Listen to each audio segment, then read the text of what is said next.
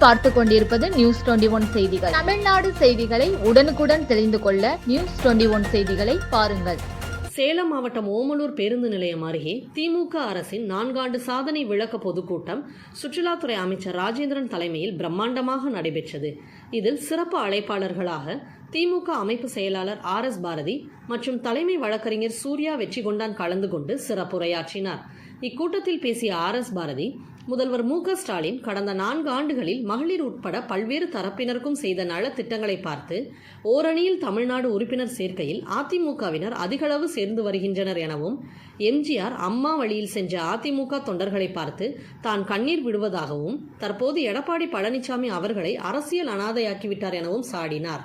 மேலும் தற்போது தேர்தல் நடத்தினால் கூட சேலம் மாவட்டத்தின் அனைத்து தொகுதிகளையும் திமுக கைப்பற்றும் அளவிற்கு அமைச்சர் ராஜேந்திரன் மாவீரன் போல் செயல்பட்டுள்ளார் எனவும் பேசினார்.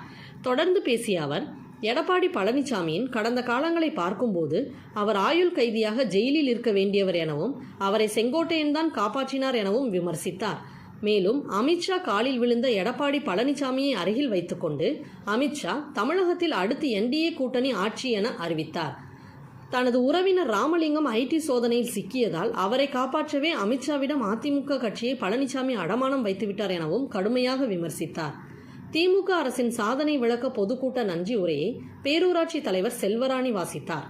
இக்கூட்டத்தில் நாடாளுமன்ற உறுப்பினர் TM செல்வ கணபதி, கிழக்கு ஒன்றிய செயலாளர் OM ரமேஷ், சட்டமன்ற தொகுதி பார்வையாளர் சுவனம், நகர செயலாளர் ரவிச்சந்திரன் உட்பட ஏராளமான திமுக நிர்வாகிகள் மற்றும் தொண்டர்கள் கலந்து கொண்டனர்.